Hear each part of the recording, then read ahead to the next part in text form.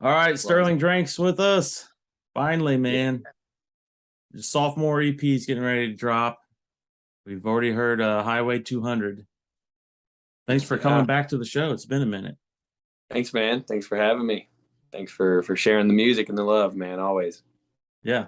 Well, I think it's good. I got to have it on. So you're doing good work and you're working hard at it, and I believe in it. So keep it up. Thanks, man. Yeah, Cool. we're it's a lot of work.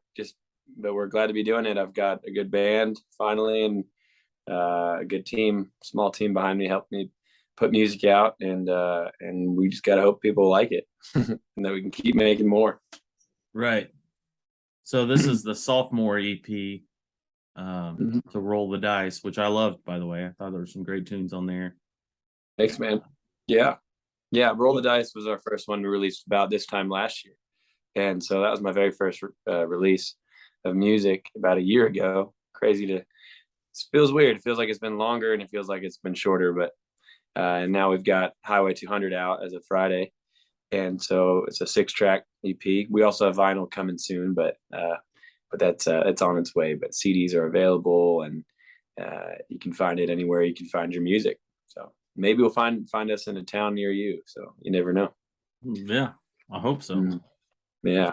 What's different about this record this time around versus the first? Oh yeah, it's definitely different. The first record, I spent a lot of time digging into a lot of Western swing and some of that music. Can you hear me? Looks like I dropped out for a second there, No, I can hear but you. awesome. Yeah, the first record was a lot more Western swing influenced and kind of that kind of smooth Nashville sound kind of deal. But which I enjoy creating, but I think I went for a different approach this next record. I always want to make sure I'm nurturing all sides of my inspirational, uh, I guess, arena per se. So I'm a big fan of outlaw country, bluegrass, and old time and Western music is a big deal for me. And this is kind of more of a left turn production wise, but I think I'm trying to make an intentional effort to not be cornered by a production value. And so this is a little bit more fun, like just kind of progressive in a sense for us, where we use our live band that we spent time on the road with, and just played songs we enjoy. Um, no real commercial angle or any idea of like, oh, this will be a single or we're going to hit radio with it. Just music we enjoy and songs that I think are worth being done. Some are originals and some of them are old time tunes, and then we've got a cover on there as well. But songs I think we wanted to add our spin to, and I think it's pretty uh, apparent that we're kind of working on our own sound here with kind of the fusion of that old time and bluegrass feel mixed with country and western and kind of more electric driven feel behind it too. So yeah, hope people enjoy it. Yeah. Sometimes that's the best music that gets put out is when you kind of unravel and take all the stressors off of it and just have fun. And when you're that relaxed, somewhat relaxed, I guess you could say, Mm. in that Yeah, environment, some of the best music comes out that way. absolutely. I mean, I'm a huge fan of old music, and that's no secret. And I think I tried to take a lot of those inspirations and throw them in a pot, mix them all up, and kind of try and make something new of the old, I guess. Yeah. Yeah, yeah. Throw some names out there for the listeners. What inspiration are we talking about? I know genres, Oh, but what actual artist that might? yeah, yeah. I'm a huge fan of well, for one, a lot of old time songs and Western tunes and kind of cultural music, right? And so that was a big part of it for me. And then as far as like the execution and the production and musically inspirational, I mean everybody from from obviously Willie and Waylon and all those guys, but even more so, folks like Dave Evans was a big inspiration for me with this project, who is a banjo player and bluegrass singer. Played for Larry Sparks for a while and had a career of his own before he passed away. And Keith Whitley is another big inspiration for Oh yeah. myself. Obviously, love old Western swing and Bob Wills and all that. And So, you've got that old country western, old time bluegrass, and then I don't know. I find myself trying to really dig deep into those camps, each one of those kind of corners of this greater thing we call roots music or country or whatever you want to call it. And I try to pull out, really kind of wear the hat per se, and try and pull out something from each one of those disciplines and try and blend it into something new. And I think that's what every artist should do. I'm very young at this game, very green. So it's an attempt for me to find a sound, and it doesn't happen overnight. And I really really appreciate the people that are here early on and that either believe in this new thing we're doing, because it is new. It is new for me, and it's something that takes a long time to create. I've been writing for a long time and performing for a long time, but once you start your own artistry, it kind of is its own path that you go down. So yeah, hope people like it. Yeah. I mean, like I said, I was impressed with what I heard so far. So if that's a reflection of what the rest of the EP is, then I'm sure it'll be great and people will love it. Yeah. So when are we getting on the road? That's what I want to know. When are we coming back to Indy? I'm ready. Man, we've been on the road pretty heavy. This is actually, I'm back in Montana for the week here, enjoying some downtime for the moment. But I've been playing a few private shows out here in Montana. But the band is going to be in Key West next week. We just spent about a month and a half just kind of shooting between Texas and Tennessee and the Midwest and Wyoming and a little bit of Montana. And last summer we pretty much were based real heavy in the Northwest, doing kind of the rodeo circuit and a lot of that whole deal. We played the Big Timber Rodeo here in Montana, which is a local favorite, and played in support of the PBR semifinals and Big Sky. And so we're kind of ramping up and trying to get busy. I've got some folks helping me book some shows now, and I got a good team. I got a young gal, Mackenzie Ammons, who's helping me with some kind of PR stuff too now. And I don't know, it's a small team, but we're mighty in spirit. So staying busy, man. We've got a lot more coming up. I've got a whole run in December that hasn't been announced yet through Texas and throughout West Texas, particularly with some friends of mine. And I've got some stuff in the new year that's planned out, that's still being routed, and a whole bunch of stuff through spring, summer, and into next fall. So we're looking at a pretty long calendar at the moment. Yeah, so that's great. That's good to hear. Yeah. Mm-hmm.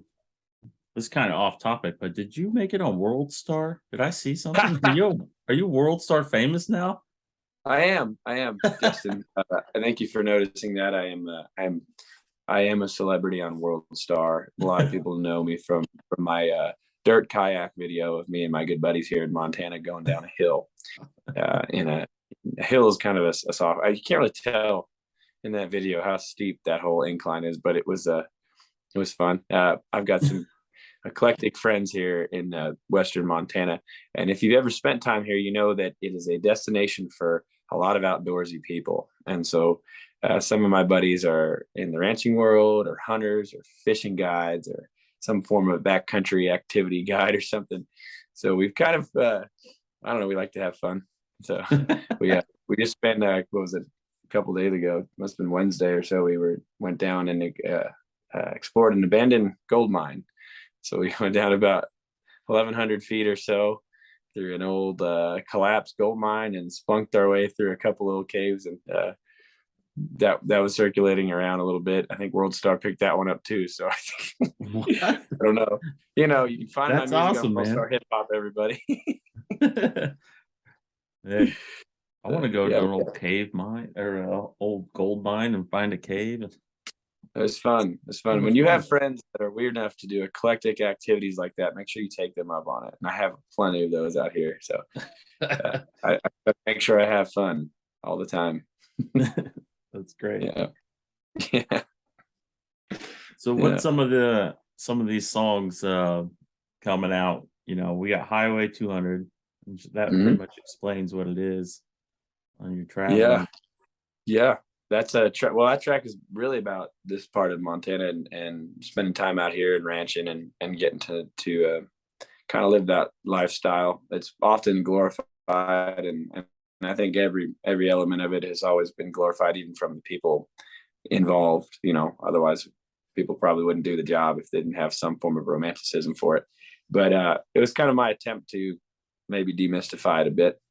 And I was living in a motel room for a few months, a few winters ago, working a ranch job at peak COVID.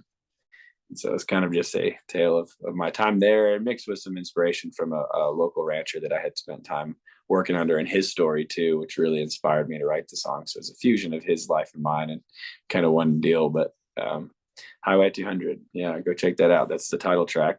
There's a few more kind of Western tunes on there. One that I'm particularly proud of is a song called $1 a Day. And if you spent much time in like the Western catalog, you might have found that song or stumbled upon a version that Waylon Jennings did in a documentary of his. Must have been in the 80s or so. I can't recall exactly the year that documentary came out, but it's an old Western tune a lot of people didn't know too much about, and I've been a fan of for a while, and sure couldn't figure out who wrote it or what the story was. And so we did a little bit of digging around and couldn't find it in Waylon's estate or his I guess royalty catalog, and asked some good friends in the kind of Western culture world. I had a good buddy, Andy Hedges, kind of helped me dissect this story a little bit. But we found this tune and we really wanted to record it. We just didn't know who to credit for. So after a good bit of digging, we found out it was written by a man named Dick Glaser. And he was a kind of a country and pop writer in California. And I think the way the story goes is that the song was cut, or Waylon intended on cutting it, but it didn't make the cut for his record at the time. My Heroes Have Always Been Cowboys. I think it was too similar to maybe some of the other tunes involved in that record. So it got cut, but there is a live performance of him playing that. And if you like the song, maybe go back on YouTube and hear Waylon's original version. I'm not Waylon Jennings, so I won't be offended if you like his a little bit better.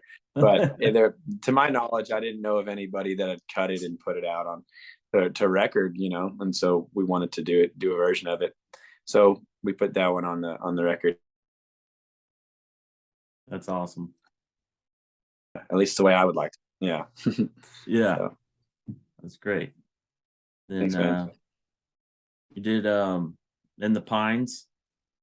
Yeah. I wonder how many people have covered that. Yeah. Everyone Yeah, from Nirvana to whoever. Yeah, I've gotten it's some a people. Haunting tune. It is. I've played it a bit, and I've had some people say like, "Oh, I love that. That's an old Nirvana song." Yeah, not quite. That's You're gonna have to go back to Leadbelly, Yeah, and before then, I believe actually. So the song is an old time standard. So it's before the public domain catalog, or it's before copyright rather. So it's on public domain, and so the original version of it is public domain use, but we kind of put our own spin on it. And since we were kind of sticking with that Western theme, and it was kind of all these songs were kind of pieced together in a time that I was spending pretty heavy in the ranch world. So it was kind of fresh in my inspirational well, but it's kind of a song paying homage to the ranchers that spent time in the late 1800s here in Montana, fighting off those gnarly winters that they had before they ever had hay to put up or any beaver sleds or anything to make hay and get through all that. They had to go through some harsh winters. So I figured a song about being cold and alone in pine trees was pretty fitting for that story. So I kind of blended it together and made my own version of it. So yeah. You need to make a music video with it and go outside and freeze. Yeah. Yeah. It'll be that way pretty soon up here. It's pretty snotty today here. First real fall Montana day up here, but we were blessed with some good weather for the first half of the week. So but now it's kind of getting to that fall weather as opening day of elk rifle was today. So great. Been hunting lately? No, I was gonna try and make it out there this weekend, but I figured since the record came out on Friday, I probably should be around, be a present. I can't hop off in the woods. I think I was talking to the Mackenzie, who's helped me with the PR aspect of this whole deal, a couple days before the release. She's like, "Hey, can we hop on a phone?" I'm like, "I really can't. I'm actually about to jump in a gold mine right now. I'll talk to you tomorrow." So I figured I should be a little bit more present at least the day of and the weekend of. So I took Right. opening day off, and unfortunately, I'm headed. Well, fortunately, I'm headed to Key West on Tuesday, but I won't be able to squeeze a hunting trip in this time. Maybe go shoot some ducks or something Monday morning. We'll see. But yeah. Yeah. Well, I know it's early, but people have had a day now to listen to it. So I'm sure you're going to be getting a lot more calls throughout the week about it.